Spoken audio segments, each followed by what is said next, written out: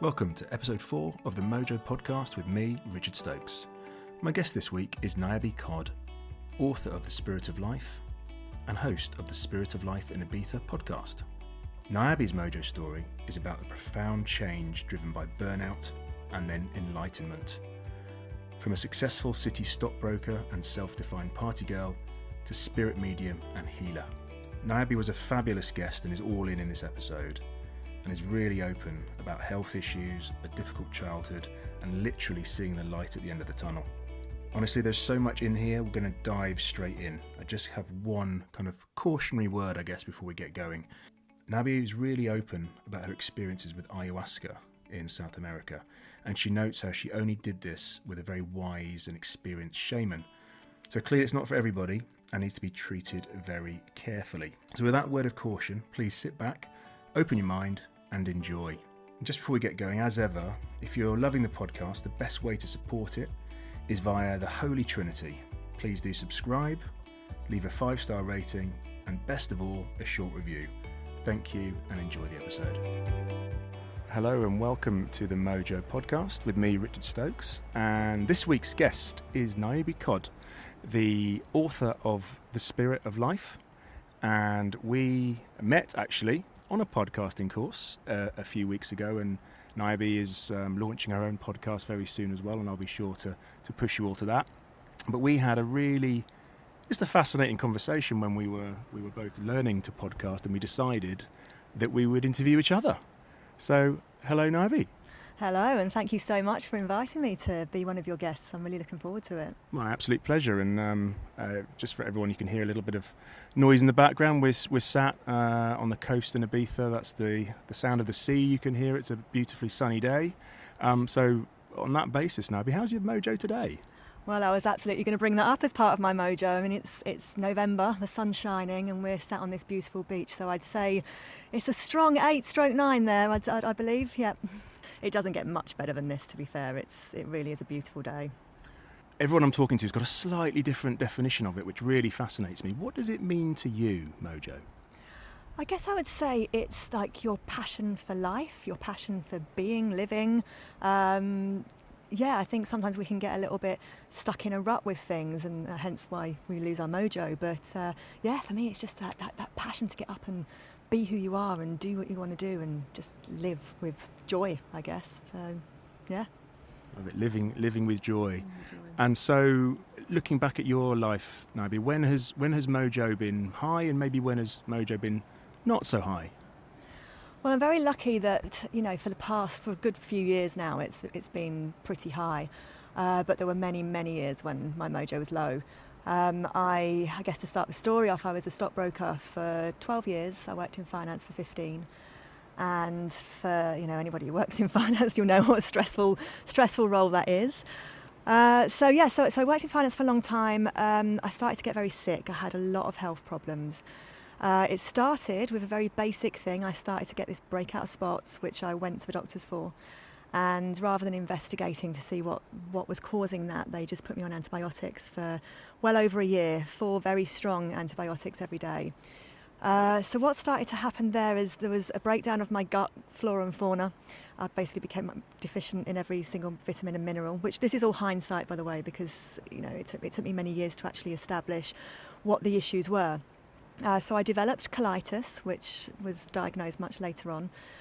And the hindsight of it all is what was happening there is I actually had exhausted adrenals, adrenal fatigue, adrenal burnout, whichever way you choose to understand it, which was understandable from the job I was doing. I was partying very hard as well, so it was very much work hard, play hard. And I wasn't eating well either. I had a terrible diet. So what happened there is I didn't realise, and I just continued with my full-on lifestyle. My desk was actually made redundant. My whole desk was made redundant, and obviously everyone else was a little bit upset about that. But I'd actually started to get to the stage where I'd been thinking that I'd love to go travelling.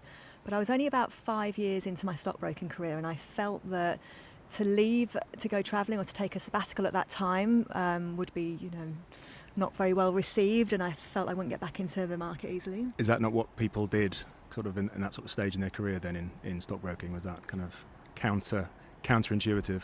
No, it was very much, you would kind of feel or be made to believe that if you left, your clients would all go elsewhere and forget about you, and there was so many other brokers that your business would be gone, which actually turns out isn't true at all, because when I later moved to Hong Kong, and I'll get to this bit later, but I quit my job finally and I went travelling.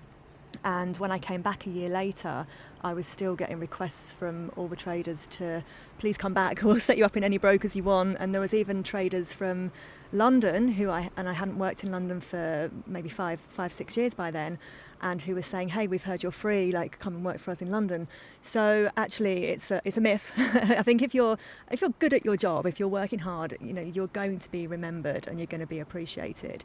But I think a lot of us live under this belief that if we leave, it's done. I think that's such good advice, because I think many people are probably thinking of maybe taking a bit of a break, whether it's a sabbatical, travelling, whatever, but the continuity of business, the continuity of the corporate life, and those what you're led to believe, I think keeps a lot of people back, don't you think? I totally agree, and it's actually a shame, because whilst I understand the corporate policy or viewpoint on that, of course they want to keep their staff, but actually I think if you allow a person to go travelling and to just have that well-needed break, they're going to come back a lot more productive. And obviously it was more extreme for me because my health conditions got bad and I really did need to walk away. But for many people, they are going to go back into a working environment. So yes, you might lose a few along the way who decide to, become dive masters or whatever as they're travelling. But the majority of people are going to come back. They've still got normal lives to lead, meeting a partner, having a family. So I actually think it's a very productive thing for a company to allow a person to have a sabbatical. A bit refreshed and possibly with their mojo back up. You never know. Absolutely. Okay, so then from London? Yeah, so I was made redundant. And I just went for I went away for about 4 months travelling, and it was brilliant. I really realised a lot about myself when I was travelling. I realised that I actually was very disconnected from myself. I didn't have much confidence. I was doing that job really to prove something to myself, to everybody else, that I was good enough, that I was worthy of something. And I was very insecure. I was partying a lot to try and help with those insecurities, to help me to socialise, etc., and to feel better about myself. But I was very used to, I was driving flash sports cars, living in penthouse apartments in Shoreditch, and everything was designer clothes. I wouldn't be seen dead in Topshop, darling. But obviously this was a huge mask. And what I realised when I went travelling, and I'm just suddenly wearing, non-label clothes, and nobody knew what car I drove, what job I did, who I was leaving my hair unstraightened for days, heaven forbid. And what I realised, and it was a really big, powerful realisation for me, is that people liked me anyway. I didn't have to be somebody else, or I didn't have to be something special. I didn't need that title. People liked me anyway, so it was powerful for me. But when I left to go travelling, I did fully intend to go back to the markets. So I left. I went back. I actually worked in London for another year, and at this point my health really took a toll for its worst, because what happened was, whilst I was travelling, I had vaccinations done I was in Australia for 3 months, and then I decided to go to Thailand and Fiji. Was advised that I needed vaccinations, so I did that. And because, again, in hindsight, because my body was completely deficient in every single vitamin and mineral, it wasn't able to fight off the live vaccination that went in. Now, it was about 2 years later in Hong Kong that I found an amazing holistic doctor who was a fully trained Western GP. And it was her who picked up on the fact that there was this issue here. I'd been saying it to my doctors for a long time in the UK, because I knew I got so sick after the vaccinations. Just 3 or 4 days of heavy, heavy fever, couldn't get out of bed.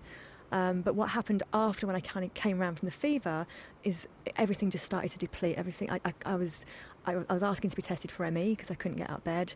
The doctors were trying to give me depression tablets and trying to suggest if I was tired it was depression, to which I was responding like, I know depression isn't the cause. I'm starting to feel depressed off the back of everything that's happening and the lack of support I'm getting from the medical system, but I knew depression wasn't the root cause. So it went undiagnosed again for 2 years. I was getting very, very sick, but she picked up on this. And whilst I don't know 100% because it was 2 years later, I believe it was typhoid that was the live vaccination that I had. So I suffered with something like typhoid for 2 years. So I developed colitis, I had exhausted adrenals, acute stress, fibromyalgia, gosh, so many different things. And obviously, by now, a year after being in London, I was offered an opportunity in Hong Kong. I'd started to get myself to a better place through diet. I'd been working with a nutritionist and I'd changed a lot in my diet. But I got to Hong Kong, and Hong Kong, whilst an incredible place, is very, very stressful. I don't know if anyone who's listening has been to Hong Kong, but it's an environment it's play hard, work hard. But it's also, there's a lot of environmental toxicity there and stress. So it's noise pollution, light pollution, even the quality of food might taste good, but the quality of the produce being used isn't great. And there's a lot of things there that really, it was just like a sensory overload. So I started to get more and more sick. I was in a difficult relationship, a stressful relationship. I went over there to the company that employed me was setting itself up and establishing itself in Hong Kong. It was already established in London. So I went over there to help with the setup and set up my own desk. And I was doing that. I was setting up my desk by myself. Everybody else had a group of people. It was just me. I didn't know the markets in Hong Kong. So there was just a lot going on. So this, I'm not from a stockbroking background or finance background. So when you say setting up the desk, is that essentially going finding your own clients and all those kind of hard yards? Yes, exactly. So it's like when I say that, it's setting up a trading desk. So it's going out, establishing all the client relationships, even setting up the right computer systems, getting spreadsheets up and running. Spreadsheets for trades that I didn't even know or understand at that point and didn't have any training on. And this was right after Lehman Brothers crashed after the 2008 credit crunch. So it was a really tough time. Oh, so quite a time. Yeah. Quite a time, yeah. For people who remember back just over 10 years ago. Yeah. Yeah, it was very difficult. And as I said, I didn't have any support. And of course, I'm going out to traders working in the banks, and they're looking at me like I'm insane. Because they're like, the whole market's gone to, I won't use the expletive there, and you're saying hey, I'm Niaby, I'm just working for this new stockbrokers. They're like, are you having a laugh? So it was very stressful. And of course, money-wise, I was getting paid, but the way it works at a stockbrokers is that you pay for so you get a salary, but then you earn your bonus. But all the commission that comes on top, all the commission that is earned then has to pay for your salary. It has to pay for your desk costs, your Bloomberg terminal, your expenses, everything. So I was actually working at that company I think it took me 2 years to be in a position where I'd started to pay back what I owed because it had taken so long to actually set the business up. I see, so you're almost self-employed within the structure of the stockbroking firm. I see. Yeah, that's pretty much it. So it was very stressful, new country, credit crunch, difficult relationship. There was just an awful lot going on. I was going to say, what more could you add to this to make it a calamitous mojo moment, probably for anybody, frankly? Well, I'd also bought 2 properties at the height of the market. I didn't set that up, honestly. What more could you do? And there were some properties involved. Okay, so there's a lot of financial stress going on. There was a lot of stress, yes. And then, of course, I had the basis of this whole health issue that was already in full swing, which I say I'd supported it. I'd managed to support it a lot with the change of diet. But, being in Hong Kong with everything that was going on, it just got too much. But I found this incredible holistic doctor, as I said, and she got me off of all the pharmaceuticals that were causing me a lot of problems. She supported me in many, many different ways. She understood what was going on. She diagnosed, which was a big thing because I hadn't had a diagnosis for a long time. And when I was in the company in London that I'd gone to after I'd travelled for a while, they just saw me being sick all the time, but I got comments like, oh, you think you've got the monopoly on being tired, try having kids. It was very difficult and I couldn't give an explanation. And if it had happened in my previous company where I was for 5 years, they knew me to be a hard worker, they'd probably still be a bit annoyed that I wasn't able to give my all, but they would know that there was something wrong. But I didn't have that understanding. Yeah, that challenge of a new place when you're building your personal brand up again, so people know what you stand for and exactly how hard you work until you cannot work anymore because you are so sick. Exactly. I mean, there was one time I actually got taken to the hospital in an ambulance, and when I came back later on that afternoon, I was straight on my laptop trading on the New York close. So, I was working hard behind the scenes, but they didn't necessarily see it because there were times that I couldn't go into the office, so I was trading at home. But my mindset was work hard. But I was very much of that way of thinking as well. My mum's a grafter. My mum, she brought me up to believe that, even if you're on your deathbed, you go to work. And that's very much how I did it. I didn't get, before I had these health issues, I didn't actually get sick often, like through viruses and stuff like that. I seem to have a very strong working external barriers to keep the sickness away. But when I did get sick, I would be taken down. So other people would maybe just be sick for a couple of days. It would be a week for me. But there was one time, for example, I was so sick and I was on the train to work, and this lady actually stopped. She was like, "You cannot go to work." I didn't know her. She just saw the state. I was falling around all over the place. And because I was like, "No, I have to go," she actually got off the train with me at the wrong station for her, got off the train with me and waited for me until she saw me get back on the train home, and she called my boss and said, "I am not letting this girl come into work." But that was my mentality. It was like, I've got to go, I've got to work. Wow, the kindness of strangers when you really, really need it. So Hong Kong sounds brutal, working wise, but you found this doctor that helped, and then did it help you start turning a bit of a corner? It did. She gave me an awful lot of support by just doing various different therapies. The problem was the environment I was in was incredibly stressful. I was in a beautiful but difficult relationship, and I'd not long come out of another difficult relationship, and we owned the property that I mentioned together. We owned together. So when we bought the height of the market and crashed, and then we broke up, that was also a very difficult time. I won't go too much into that because it's not fair to talk about other people, but it was difficult, and it was like going through a very messy divorce at a time when I was very worried about money. So the impact that was happening from my external environment was just too much for my body to be able to take.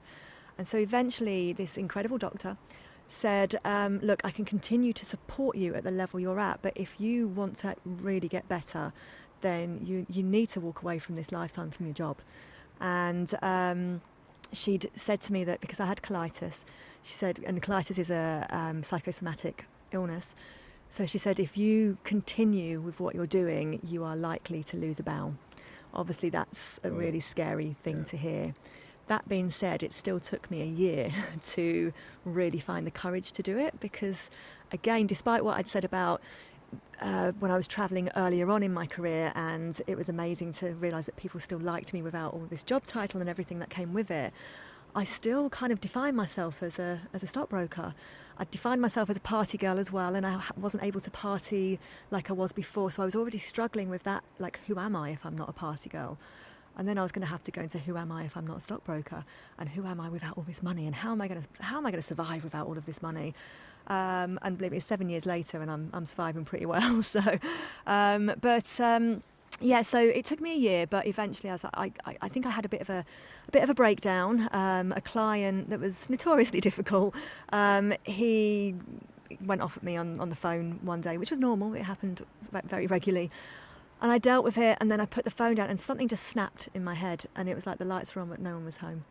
And I was actually signed off of work, and it was so bad that I accepted being signed off work, which, again, as I've explained, was unusual for me.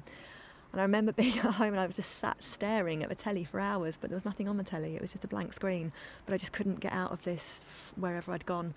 So that was really the sort of the stimulant that said, "Hey, you've got to do this." So I did, and it was terrifying, and I had no idea where I was going and what I was going to do.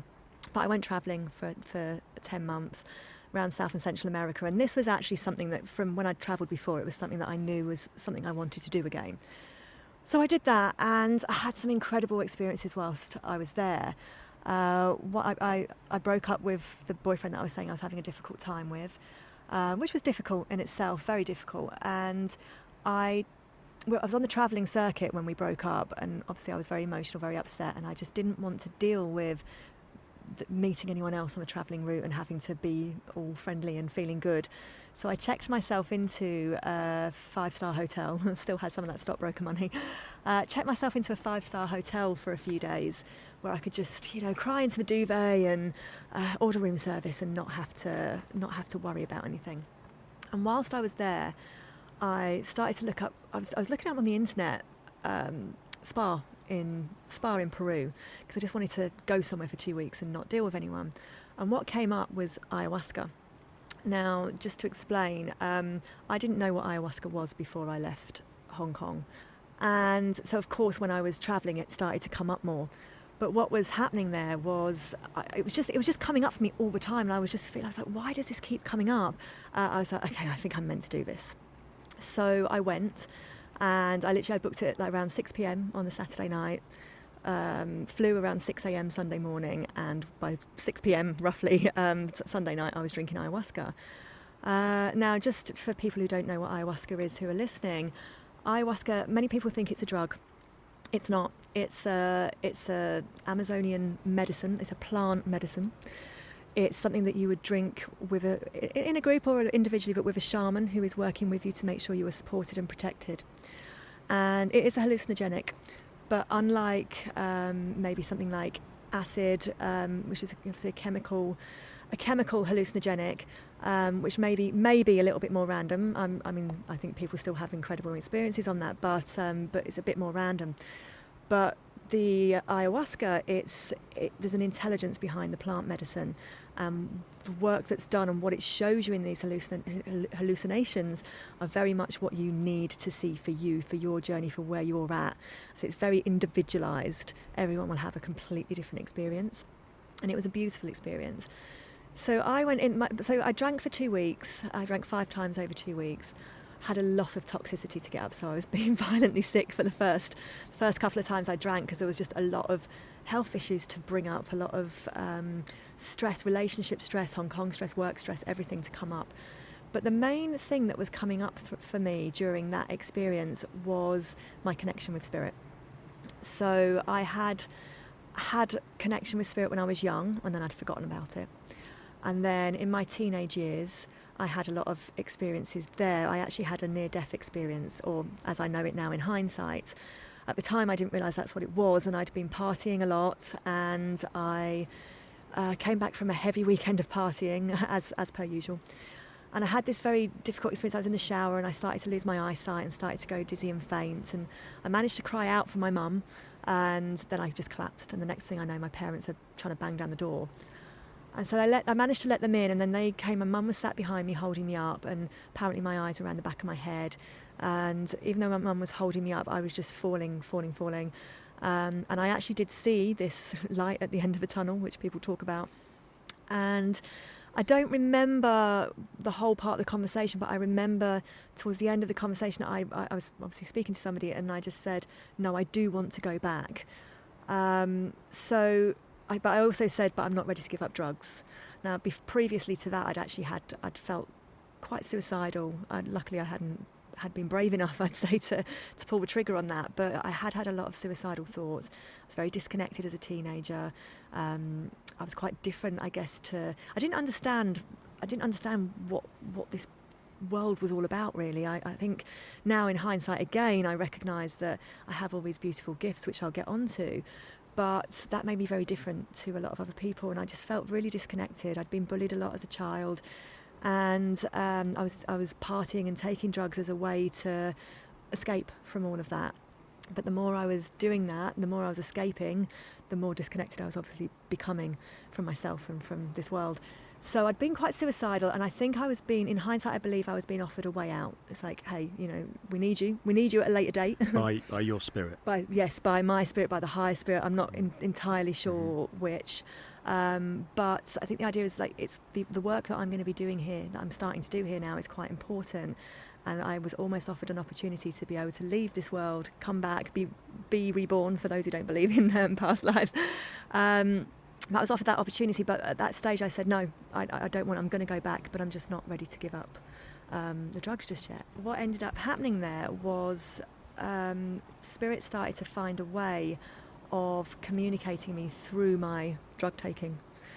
experiences, and I would then start to see spirit quite regularly when I've been partying and I'd been using ecstasy, to which kind of, you know, it does end up opening your mind to these connections. I think if we overuse it and abuse it, it can take us down very dark paths, but it does have this way of opening our mind to something greater than the experience or the reality that we know. And at the time, could you separate your drug experience and the one that everyone else, your friends, were having versus the spirit talking to you?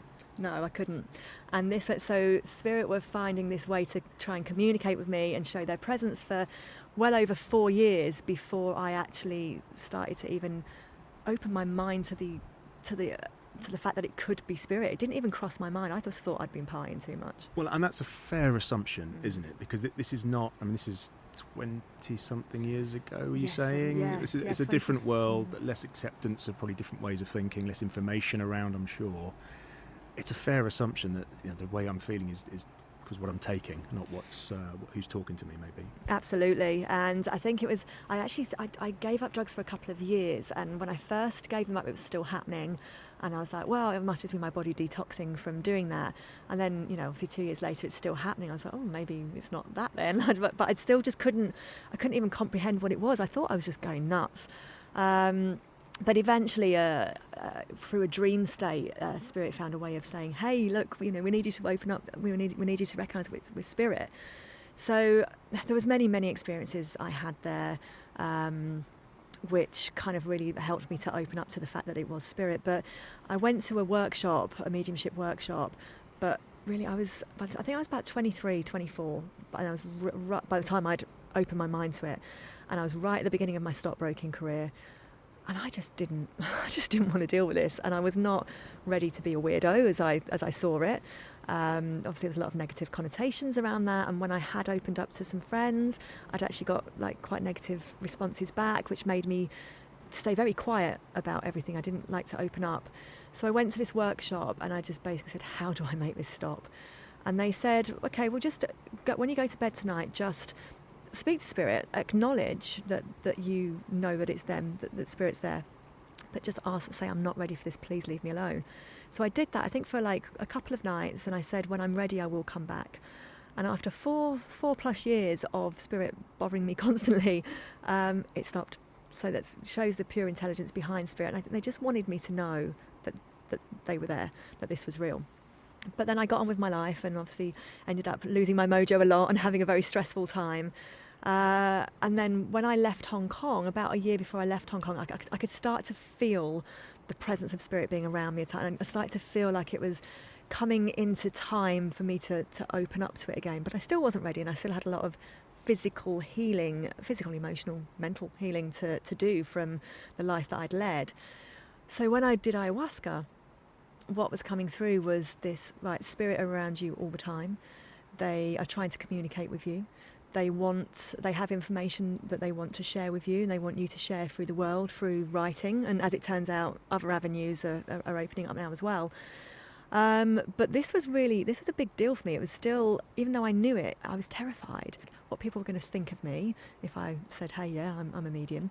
And also how it was going to change me as a person. Like, who was I? Not only who was I if I wasn't a stockbroker and a party girl, but who was I if I was a medium? I was going to say, with the challenges to your identity that you'd gone through before, and now taking on this new identity that isn't entirely understood, recognised or accepted by an awful lot of people, right? Absolutely, and it's so nice to see that it is starting to be a lot more accepted now. But obviously I went through a process when I was very young of this coming to me, and it, as we mentioned previously, it really wasn't accepted. So I'd learned to really keep that sort of stuff to myself. So it was a big deal for me to open up to that. And there was one experience that I had the second time I drank ayahuasca, and the entire 5-hour ceremony was literally just these hands all coming out of me saying, take our hands, cross over, take a leap of faith. And I was terrified. And even though it was just a hallucinatory experience, and it was quite a simple experience, it probably doesn't sound that scary, but it actually, I was resisting so much because I just didn't know what was on the other side. I didn't know what the leap of faith, where it was going to take me. And so, of course, the more I resisted within the medicine, the more I was being sick. And then the more I was being sick, the weaker I was feeling, so I wasn't able to find the strength to take the hand and see what was on the other side. But obviously now I recognise that, I've very much crossed over to the other side now, and I have to say it's beautiful. I've very much found my mojo off the back of taking those hands and crossing over and accepting that guidance from spirit. But what I had to do when I left ayahuasca, or left the ayahuasca retreat, was I didn't have a blog set up at that time, but I'd been writing group emails home to anyone who might want to know what's going on. And so I had this big group email set up, and there were many traders from some of the big investment banks in both Hong Kong, London, and brokers as well. And brokers are notoriously, I don't want to swear, like Mickey takers, I should say. You can say piss takers. That's okay. Thank you. I wasn't sure. Much better word. So I sent this email explaining that I'd done ayahuasca, and then explaining that what had come through to me was about this connection with spirit, and hey, I'm a medium, and pressing send on this email is going to be the hardest thing I've ever had to do, but here goes, and sent it. And I've had no negativity back. Obviously I have absolutely no idea what was said behind my back, but when I flew back into Hong Kong 10, 11 months later, I actually got a lot of real positive responses to what I'd sent, and then the same when I moved back to London. So, and now, because I'm very open about who I am and what I do, and this is something I really believe in this, and this is advice that I would love to give to anybody who's listening. When you believe in yourself, who you are, what you do, your own power, when you step into that, everybody, the reaction is generally very positive back, because there's this natural flow of energy that people maybe don't even recognise is there, but another person can only really respond to what you're giving out. So if you're feeling negative, if you're feeling disempowered or fear or worry or self-conscious, people are going to respond, whether they realise it or not, within that energy field. But when you really own what it is that you do and who you are, no one can really argue, and I believe me, no one has. Like, I really have had very little negative response since I've said this is who I am and I'm proud of it. And given, as you said, some of the people you were sending that pivotal email to announcing this new identity for yourself, that's fantastic to get that kind of support back. And tell me, you talked obviously about the email to your network. You talked about a blog. Is this when you started writing about your experience, and has this led into the book? So I started, whilst I was travelling, I started writing about just these beautiful experiences I was having, and I remember writing one thing called Becoming Me, and I wrote a little bit about my journey from stockbroking into sort of really learning and accepting and embracing who I am. So all of that's on a blog that I have, but no, the writing the book didn't start until... Gosh, so I finished my travelling experience. I was guided by spirit to start doing some mediumship training and development in London. Very quickly into doing the mediumship development, I started to realise I just had this strong feeling, and I guess obviously ayahuasca inspired as well, that I wasn't necessarily going to be working as a medium in the normal sense of the word, i.e. bringing through people's loved ones, but that I was going to connect with some higher being and that we would write a book together. And so ayahuasca had set that up, but then when I went into the mediumship, I really started to feel that strongly. Very, very soon after my dad passed away from stage 4 brain cancer, so it was a difficult time, but I was in a mediumship class, and we ended up doing this impromptu trance session. Now, I won't go too much into the explanation of that, but trance is where the spirit person comes, or spirit being comes a lot closer to you than what they would in normal mediumship, to the point they're able to maybe move your hands or move your head with like their energy. There's light, deep, and medium state of trance, but this was a very light trance. I'm a control freak, so there's no way any spirit's gonna get in and control me too much. It all had to come in a very gentle way. But that sounds scary, and I thought it was scary, but it's actually not. It was a very beautiful experience. The spirit that joined me was a very enlightened wizard, which I also thought was a little bit odd. But I've never felt peace and wisdom like it. It was this beautiful experience. We had that experience. It ended there because I'd just lost my dad. Even though it was an incredible experience which blew me away, I was very much still in the grieving period. So I let it go and just got on with what I had to do.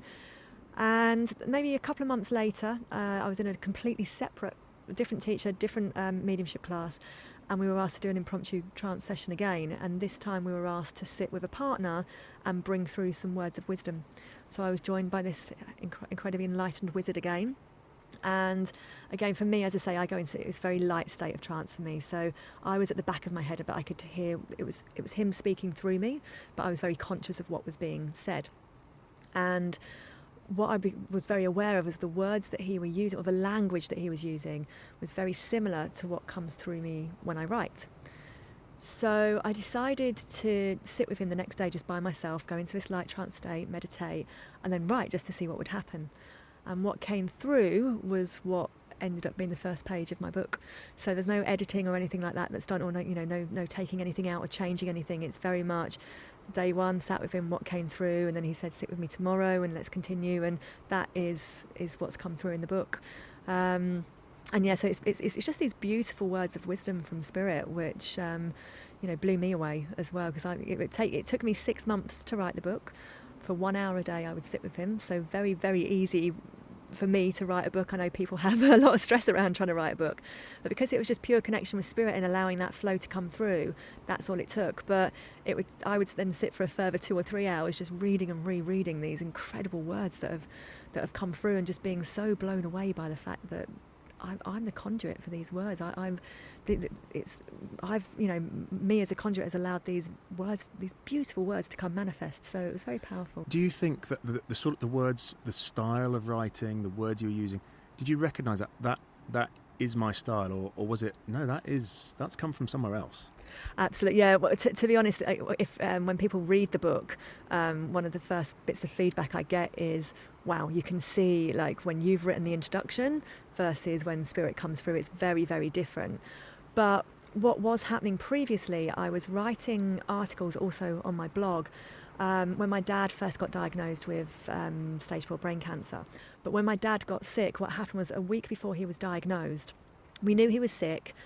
We didn't know it was brain cancer. In fact, the doctors had even suggested that they didn't believe it was that either, but we just had to do tests. But a week before that diagnosis came through, Spirit, I didn't know it to be this particular Spirit, this wizard at the time, but I knew I had this connection with Spirit, and Spirit had said to me, it is going to be cancer, Niaby, and it's time for you to start writing. You're going to be able to write from the heart, and you're going to have a story to tell with your connection with your dad. So because previously to that, I just felt like, well, who am I to speak out? Why would anyone listen to me?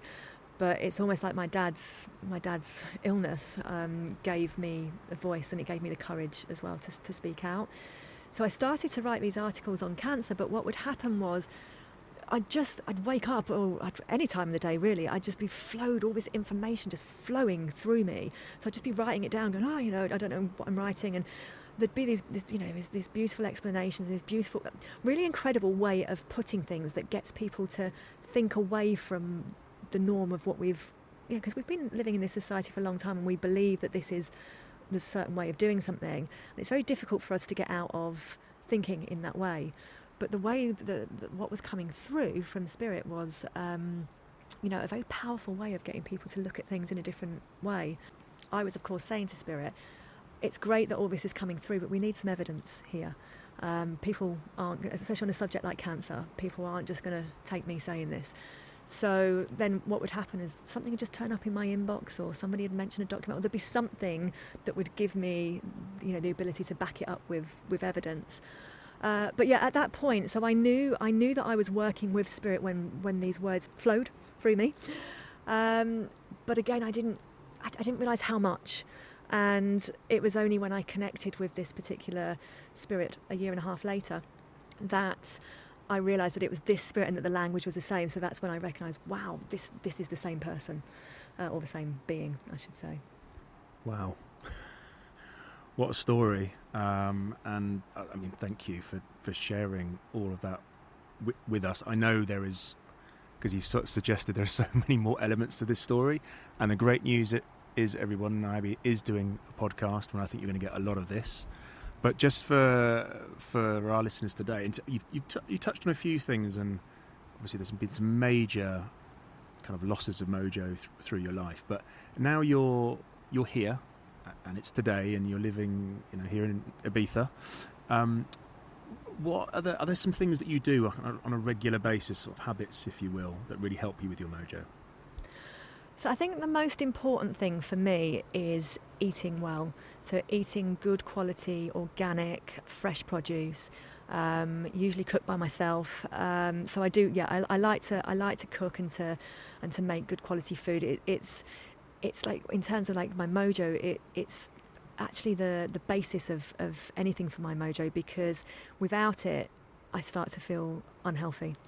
Without it, if I go for a while without eating with maybe inorganic food, or if I eat something that's not quite right, my body really feels it. And if my body feels it, everything else does as well. And I can't function properly or as well as I'd like without it. So eating healthily is a huge thing for me. Feeling the sun on my face, I think, obviously it's not always possible, but feeling that really, really helps me. The other thing is for me as well, and again, this is all related to health really, because whilst I am much healthier, I'm in a really good place, I still have to manage my health in a certain way by eating the good food and by doing certain things. And for me, it's really important for me that I get some proper downtime and chill time. I'm doing a lot of work at the moment with setting up the podcast and marketing the book and also all kinds of different things, and I can be very busy. But I have to take time for myself, just to sit on the sofa and do nothing, or even just stare at a TV, which I know that's not healthy advice to tell people to watch TV, so don't try this one at home, folks. But for me, it's kind of, because my mind, I've got a very overactive mind, and I'm also, my connection to spirit is strong, so there's constantly this download of information happening to the point where sometimes I feel like I'm getting a bit of a headache and I just need to switch it off. And meditate. I'd love my third one to be like, hey, I meditate every day, and meditating is an incredible thing. But for me, it takes me higher, and sometimes I actually need to disconnect and be taken to actually a lower level. So I actually need a little bit of trash TV in my life every day. So binging on Netflix can actually calm it all down. There's nothing wrong with a bit of that from time to time. It's all about balance, I think. It's all about balance. Niaby, thank you so much for spending some time with us today in this lovely spot, with this lovely sun trap that we're in with the waves behind us. And we look forward to the podcast when it comes out, and the book, The Spirit of Life, is available on Amazon, I'm guessing? Amazon and all good bookstores, all good bookstores, wherever you are. And I'll put a link to it on the show notes. So thank you so much. Thank you very much. Thank you for the link. That's very much appreciated. And thank you for the time here today. I've really enjoyed talking to you.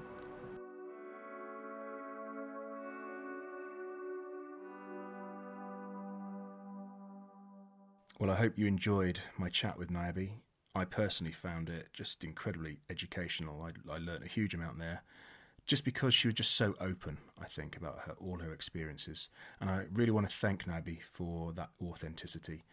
A whole bunch of key takeouts for me. Of course, there's a lot about the value of taking some time out, whether that be travel or sabbatical, anything to give you a new focus in life, I guess. And how change that needs to happen at the right time. Your true calling will come, and you need to be ready for that, but maybe you're not going to be entirely certain or in control about when that's going to happen. And then what it takes to discover our true identity and the bravery this requires. Niaby was brave enough to ask herself, that ultimate question, who am I? To discover her real self and her real calling in life. Now, the great news is you can hear much more from Niaby and her new podcast, The Spirit of Life in Ibiza. I've listened to several of these. Her second episode features an ex-Dutch Special Forces soldier who suffered a terrifying episode of psychosis, and that's an incredibly powerful and enlightening episode. The third episode features a familiar voice to some of you, and that's me, as Niaby and I chew the fat about coaching, the education system, and mental health. I'll leave links to the podcast and her book in the show notes. As ever, my profound thanks for all the feedback so far. Please do continue to subscribe, leave a 5-star rating, and most importantly of all, write a short review and leave that on Apple Podcasts, all of which helps the Mojo Podcast become more discoverable to more people. So until next week, I hope your mojo continues to flow.